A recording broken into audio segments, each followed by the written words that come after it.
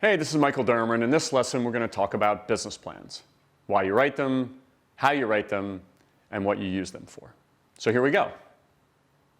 So we're here to talk about business plans. You know, there's a lot of people out there that actually say in this day and age, you really don't even need a business plan, that the world changes so much that you really have to throw your business plan out the window right after you write it. I'm of a little different view. I really think that unless you know you're going from New York to California, it's really hard to say whether you need a plane, a train, or a car. So business plans are really important for lots of different reasons. First, it really does help you lay out your plan. You say, what am I trying to achieve? What is the market I'm going after? Who is my competition, right? How am I going about be successful? You know, all those factors go into helping set out the roadmap for your business.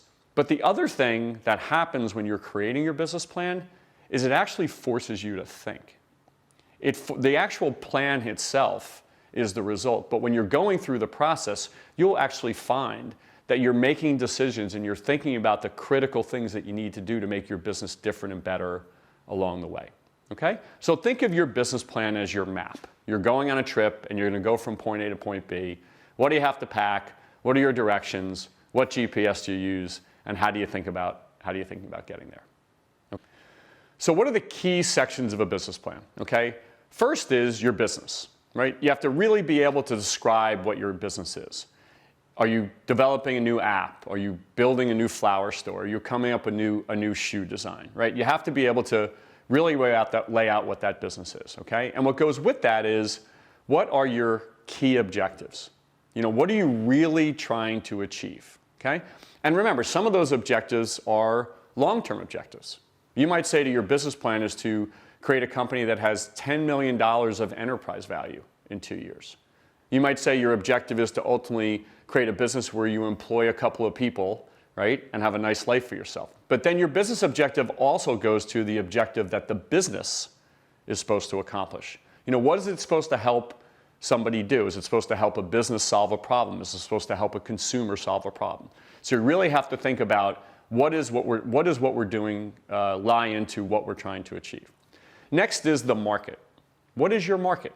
You have to really lay out what is, first of all, the universe of the market that you're playing in, and also how you fit uniquely in that market, okay?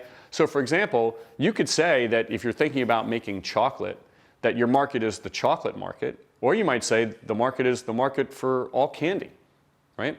And when you think about that, or all sweets, right? When you think about that, those are the decisions you have to make so you can really figure out what is the market I'm trying to hone in on, and next is what is the market that I can actually win, okay? And then you think about, okay, what are the tools and techniques that I'm going to use to actually win in the market? If I've decided I've got the great next dark chocolate, how do I win against all the great dark chocolate providers that are already out there? Next is, how do you operationalize your business, right? How do you actually show detail about how you're going to bring it to life, right? Imagine if you're thinking about creating an app, right? That's technology development. Imagine if you're thinking about launching a fashion line, right? That's production, right? Imagine if you're launching a restaurant, right? You have to think about staffing and how you're going to get food and all the things that go with that. So you've got to show in your business plan, you know, how are you operationalizing your business, okay? Next is, how are you and your team qualified, right? What are the skills that you bring to the table to make this business viable with the skills that you have? But there's a part of that you shouldn't miss which is, don't ever forget that you have to identify the skills that you or your team don't have. Part of a good business plan is not saying we're going to be good at everything, because you don't have that credibility. None of us are good at everything, okay? But identifying, hey, we're going to need this particular skill that we don't have, and that's part of the plan of what we're bringing to the table, okay? And then finally, to round it all together, you've got to have your financials, right? You've got to boil this into, you know, what is the revenue you generate? What are the expenses that you have?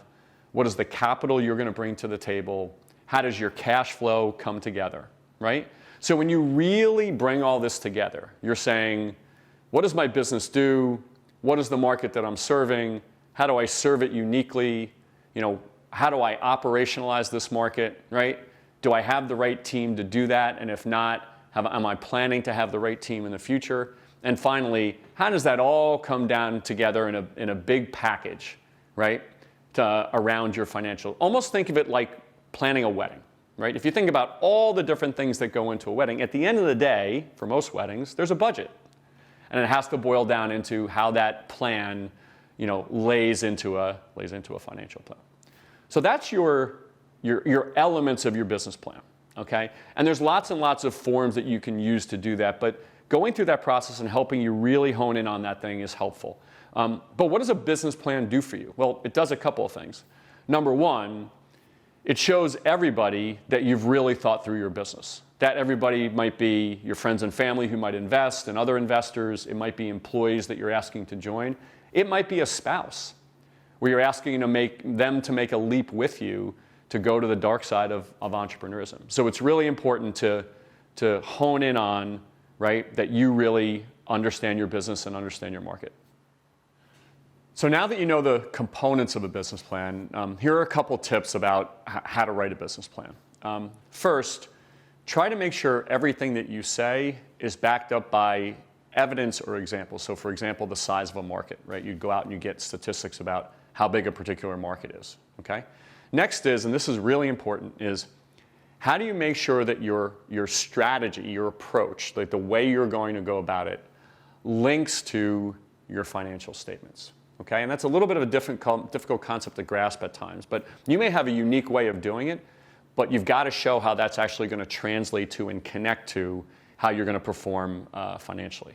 Next is you got to make sure you consider the risks, right? A business plan isn't just about all the things that you're going to do, but a good business plan states the risks that you're going to face, but then gives insights about how you're going to overcome those particular risks, okay?